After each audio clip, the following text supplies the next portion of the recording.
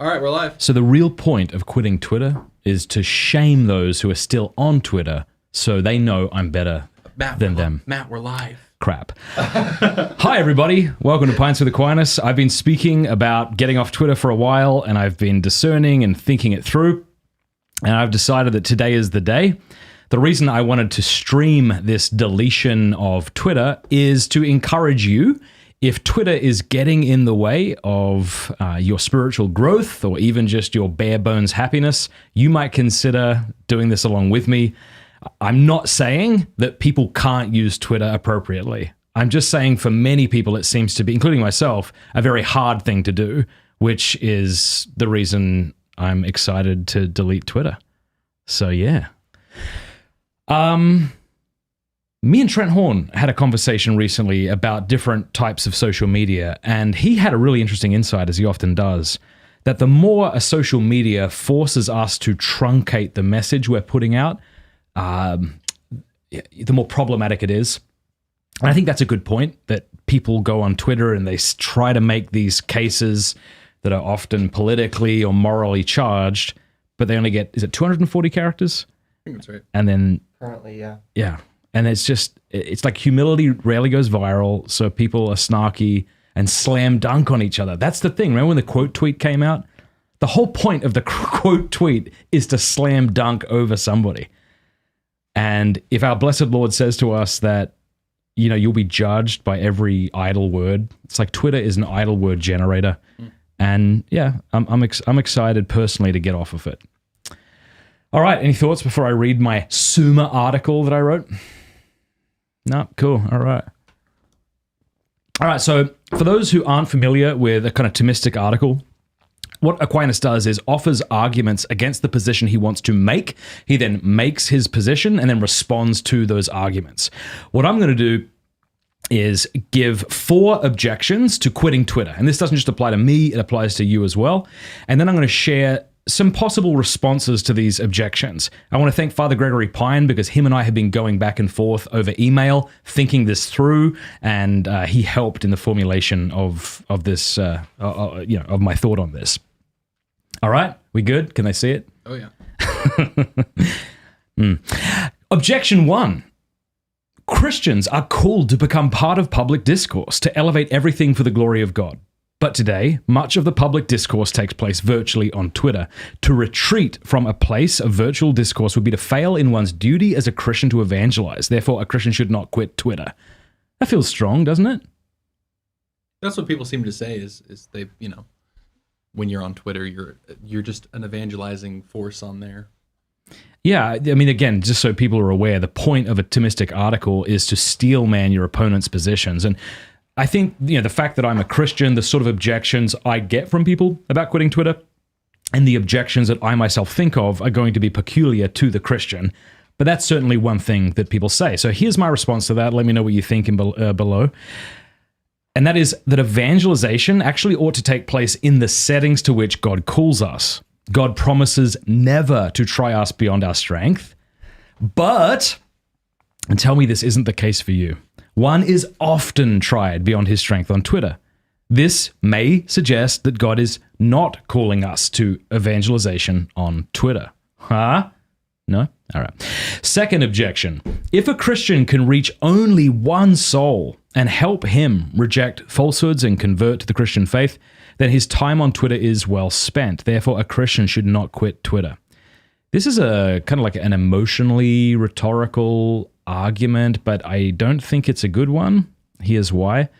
Because temptation often says to us that there are no other means to the attainment of a good end than the proposed course of action. Namely, that a good end justifies a bad means. So you might hear somebody say, like, if the only way to save the Jews during the Second World War is to lie, then it's okay. Or I for the good of my family and my own mental health, I need to have an abortion or something like that. Now, obviously, those are much graver situations than getting off Twitter. As I said in the beginning, you don't have to get off Twitter. I don't think you're a bad person. You know, I think people can use Twitter effectively. Honestly, it probably says more about my own weakness than anything else that I'm choosing to get off it. That's not true. That was me trying to be humble, but I actually don't think that's true. I think Twitter sucks as a platform. No, I think you're completely right. Yeah, it's not. Yeah, I don't think it it's a sign sucks. of weakness Yeah. to leave somewhere that's. Yeah. All right. Where was I? Okay, so first, recognize this. 'Cause I think this is kind of like a sign of pride in a way to think like, I have to reach that one person, or at least it can be. First, in the proclamation of the gospel, our Lord Jesus Christ is the sole mediator of salvation. He has no need of further mediation. Rather, his choice to include Christians as mediators is itself a mercy. As such, it is unthinkable that this mercy would necessitate our use of potentially deleterious means to the attainment of a good end.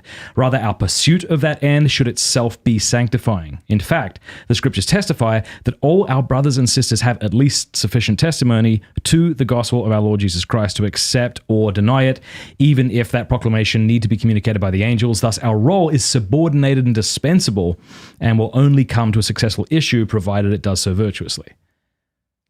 Okay, so obviously Twitter is not the same thing as strolling through a porn conference. I guess they have these big porn conventions in LA. Obviously not. But you could imagine someone saying something similar, like, you need to be going to porn conventions, because if you're not there, there'll be no one to proclaim the gospel. And sure, maybe 99.9% of people will reject what you're having to say, but there might be that one person that you could convert, so you really should go there.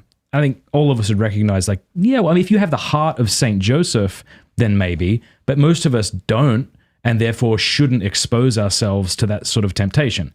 Again, not equating Twitter necessarily with a porn convention, but Twitter also can be, I think, a cause for sin. And if that's true in your life, again, this is something I want to ask you. Is it true in your life? If it's not, ignore me. But if it is, that could be a reason to quit Twitter. I think people often use the example of like a saint going into some place that it's like, oh, you're not supposed to go there to evangelize.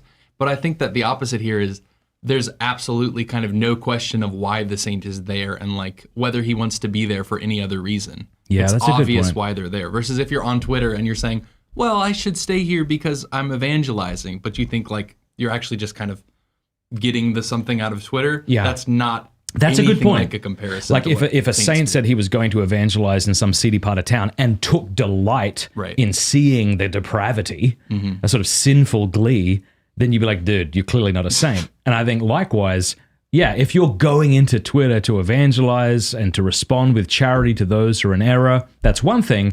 But I would say that for many Christians, we go there and it's like the sin of curiosity, right? So Thomas Aquinas distinguishes between curiosity and studiousness. He says curiosity is a sin. It's this desire for information for the sake of information, right? Not for our betterment. And so that's a really good point, Neil. What's happening? Nothing? Okay. You looked interested in what people are saying. Oh, there's just various interesting takes. Yeah, wow. That's amazing. All right, here is the third objection. Okay, someone might say, just because Twitter steals your peace, or just because Twitter steals a Christian's peace, this is not a compelling reason to quit it any more than it is a compelling reason to quit prison ministry or outreach to the poor, because such ministries can also produce anxiety. If we get anxious, we can pray that God brings us peace. Therefore, a Christian should not quit the twits, which I'm going to refer to it as henceforth. Just to respond to what Thursday was pointing to, somebody was saying like, "Oh, this is just to make money."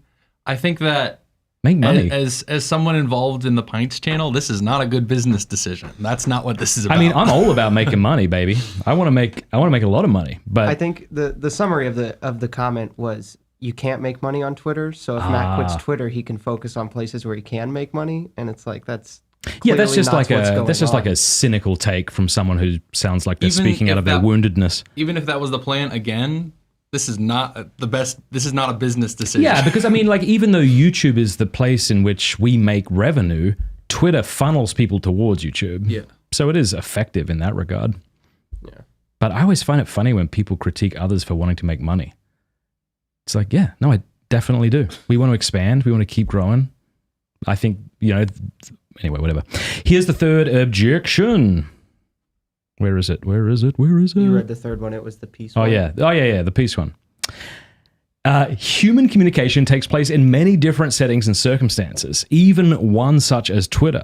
The question is whether it is an effective setting. Engagement on Twitter often produces Tell me if this is not true of you, viewer. Tell me in the in the comments below. Maybe I don't know you at all. But engagement on Twitter often produces anger, outrage, sadness, and anxiety.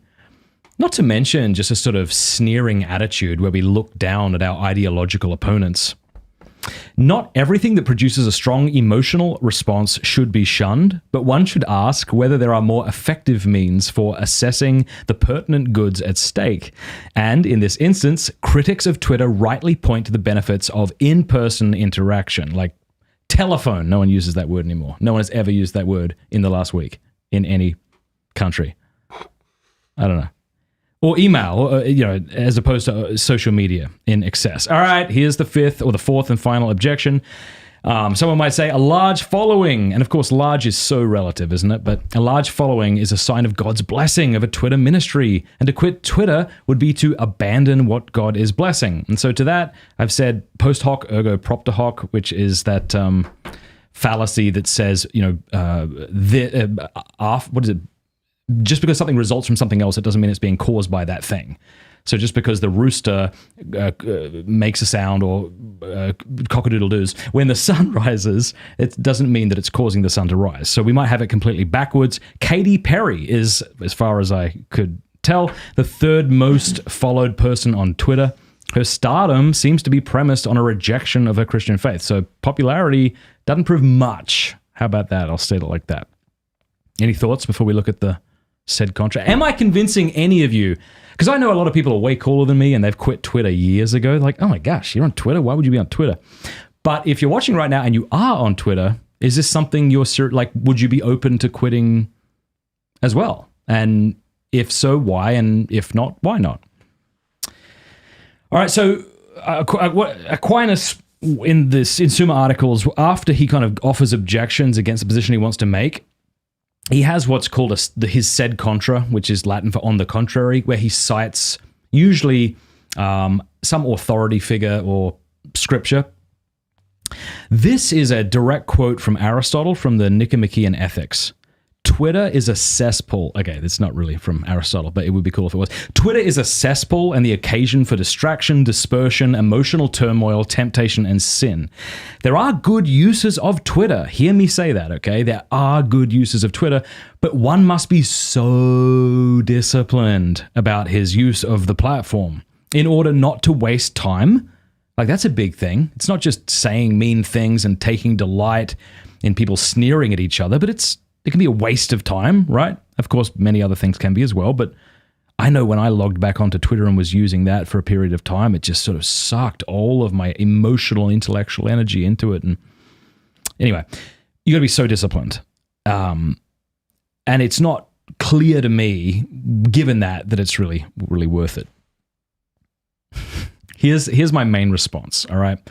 And again, this comes from a kind of Christian perspective, and it's a response to kind of my own objections to myself, thinking, well, this is a platform that you can use for good, so just stay there. And that's this. We have to acknowledge the concrete setting and the limitations of human life. It may be the case that you reach someone through Twitter, and that Twitter is the only setting in and through which you reach that person. But by choosing to engage on Twitter, it could be that you fail to reach other people whom you may have met otherwise in person or through other media. I want to pause for a moment and just say too, like, if the objection is like you could reach that one person, that seems to be an argument for why you should join every conceivable form of social media and desperately try to build a platform there so as to reach that one person. Further, if Twitter poses an obstacle to your spiritual integrity or growth, as it has mine, it may, in fact, keep you from becoming the evangelist God is calling you to be. It's not just a matter of using every means available. Some means make you less fit to use the other means to which God is calling you. We should let God's providence be our guide, for God calls each of us to know, love, and serve Him in a particular way. Our vocation is to seek out that way as best we can, using the right means at the right time, with the right people, and for the right purpose. While the potential efficacy of engagement on Twitter is a consideration, it is not the only consideration, and certainly not the most important consideration. Effectively, God is acting in and through the evangelist. He loves those to whom we are sent better than we do. If we want to step into the role of evangelist, it means being honest before the reality of our lives And part of that reality may be that one experiences Twitter as a hellscape and doesn't want to touch it. And that's been my personal experience. Like, I've seen how this has led me to sin, right? Either because I'm looking at what other people are saying and I'm taking delight through curiosity and the back and forth, sneering, I think is the big one.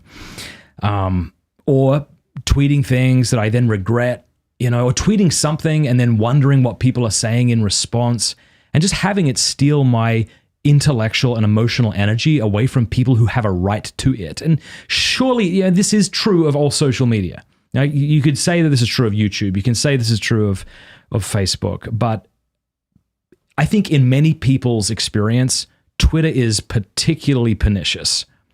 And again, I think it has to do something with the truncating of the message. It's kind of why I think a lot of serious people don't have much respect for TikTok. It's not because you can't do good on TikTok. It's not because you can't do good work on Twitter. It's just when they force you to say what you want to say in a short amount of time, it seems to lower the discourse significantly. That's been my experience. It's probably been your experience as well. Now, I am over on Locals, mattfradd.locals.com. Here's what I love about Locals. We have a community of people from all around the world who, in order to participate in that community, have to pay monthly to be a part of it and want to be a part of it. And the thing that I love about that is people don't pay to troll. People, if they're invested financially, are typically there to give people the benefit of the doubt. And what's great about Locals is it's not just me posting. Everyone in that community is also posting, and then people are responding to those people. And the experience that these people have relayed to me is that this has been such a refreshing experience, that it's the way social media was meant to be, namely social. So if you're interested, go over to mattfradd.locals.com, because that's where I plan on spending most of my time, all of my time except YouTube, mattfradd.locals.com. We're also over on Rumble, of course, if you want to search Pints with Aquinas over there and subscribe to us for the perhaps likely day when YouTube bans me for being a heretic. Anyway, any thoughts before we do this? No. Any pushback? Any feedback? Any nothing? I mean, the comments are definitely a mixed bag. I think a lot of people are very, what would you say, sensitive and feeling personally judged attacked, because maybe they feel the same way. Yeah. Well, but like you said, you're not prescribing for people to do this. I don't care if if they feel personally attacked, I think that says way more about them than me. Like, that's something you should look at. I don't need to look at that for you. If you feel personally attacked by me quitting Twitter and saying to you, you don't have to, but here's what I think is a good idea, I really think that's something you need to work through. I personally am really excited to do this. I don't even know how to do this. So are you looking at my screen right now? Mm-hmm. The 3 dots. 56.6. Here's the other thing, right? Like 56.6 thousand people. But like, I'll post things and you'll get like 5 likes. So this idea that, well, you're reaching that many people is just nonsense, All right. This one? Probably down by your face at the bottom. Yeah, it's the 3 dots by your face in the bottom left. Okay. Hang on. But see, now I want to check what people are saying. I am live on TV. Hi, Mum. You're welcome. Anybody else want to say anything before I delete this account? 5. Actually, that could be really dangerous. Don't do that. No, it's not that. More, maybe? Yeah. Let's see. Settings and support. Yes. Settings and privacy? Deactivate your account. There it is. Cool. It's time. Let's see. What? Okay, this will deactivate your account. You're about to start the process. Process. Why does it have to be a process? Is this going to be like, if in 5 weeks you still want to come back, it'll be here? Probably. Yeah. You're about to start the process of deactivating your Twitter account. Your display name, username, and public profile, so exciting, will no longer be viewable on twitter.com. That just reminded me, I have a Pints with Aquinas Twitter handle. We'll delete that one after. But I don't even know the password for it because it just self-populates whenever something comes out as a podcast. I think it just shows up there. Anyway, we'll delete that later. You can restore your Twitter account if it was accidentally or wrongfully deactivated. Yeah, I'm not going to do that. All right, let's deactivate.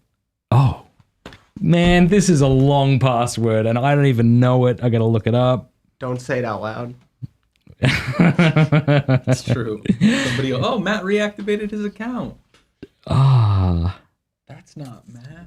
That would be the weirdest Twitter hack of all time. Somebody log into your account and reactivate it.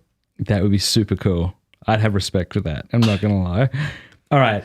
Maybe take me off the screen, off the Twitter screen while I do this. And if you want to say something entertaining for the folks at home while I do this, that could help because there are a ton of dollar signs, at signs, all sorts of signs. Here we go. I think the main reason, and you didn't mention this, so I think the main reason you should quit Twitter personally is that if you're a practicing or believing Catholic or Christian, the people who run Twitter hate you, and you make them money and support their kingdom and grow a kingdom contrary to the kingdom of God when you use it. What do you mean hate me? Like, they don't obviously hate me directly. No, but they hate like like if The Christian faith. if they met you and knew you, Yeah, they would. that's right. And there's that's one true of thing, YouTube. There's one thing to love your neighbor, but it's another thing to actively build a kingdom that's contrary to the kingdom of God. And I Yeah. think when you enable and help these mega companies that are actively pushing for the breakdown of Christian societies and a Christian society, then you make that easier. So I think don't do that. Yeah, I think a good response to that, which I've heard from Matt Walsh when he was on the show, and I kind of pushed him on that, is he said, that seems absurd. That's what they want. They want me to get off their platform. What I'm going to do is continue to use their platform against them until they finally ban me, which I think is also a cool kind of response. But That's a more justifiable thing. But he might not be having the same issue of like it's stealing peace and just sort of robbing you of your mental energy. All right, I think I'm ready. Okay, you want me to put it back up? Yeah, put it back up. I've probably put in the part. Just for everyone saying Neil made a really good point. That was not me. Oh yeah, hi, I'm Thursday, by the way. All right, here we go. Can I click deactivate? Oh yeah. Boom. Passwords. Error. Something went wrong, but don't fret. It's not your fault. Let's try again. Oh, come on. All right, take me off the screen. Take me off. Okay, it's just your face. Oh, no, it's done. It's done. Because if you show it again, go click it. Oh, there you go. Yeah. So that's what went wrong. What went wrong was you deactivated. Like, no one's done that. Reactivate your account? You deactivated your account on October 19, 2022. On November 18, 2022, it will no longer be possible for you to restore your Twitter account if it was accidentally or wrongfully deactivated by clicking yes. I'm not going to reactivate it. So I'm going to click cancel. Ready, set. Boom. Ah, that feels good. Now, I bet you I'm still on there, though, right? Until 30 days goes by. If you open it incognito. It doesn't exist. That's awesome. See that? You're gone. That's terrific. So to kind of sum up what I was saying here from the get-go, especially if you're just joining us, this wasn't me saying that no Christian should be on Twitter. I think, though, for a lot of us, Twitter is an impediment to our spiritual growth and even to evangelization, which is ironic because maybe we set up Twitter to begin with in order to have a platform for evangelization. So I'm not saying everyone needs to get off Twitter, but I'm just saying, like, I've been wanting to do this for a while, and I've been wrestling with objections as to why I shouldn't, and I expressed them today in that article that I shared. I'm going to put a link in the description below if you're interested in seeing that Summa-type article that I put up.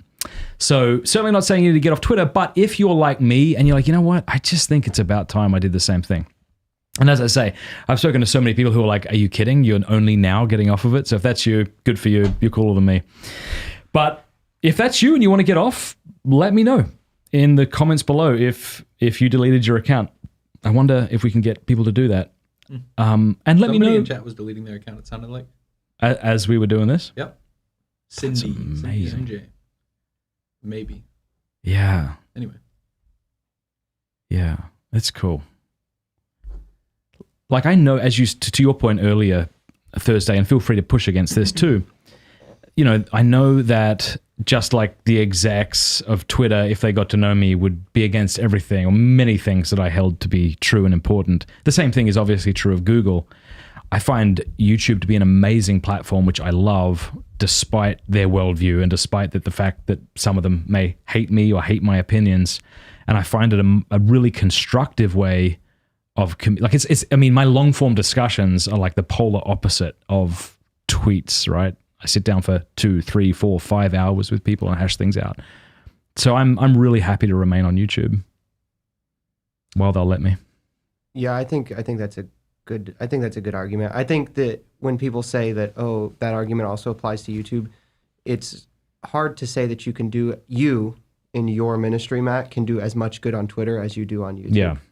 And I think that you ought to. Somebody sent a super chat, and I don't remember exactly what it said, but Thank you so much. Paraphrase of it was that Christ didn't exhaust all of the possible means of evangelization, even himself. He picked the ones that were most effective. And so if in your ministry this is the most effective means, then there's no problem with you saying that this other one is less effective, and I'm not going to waste peace on it.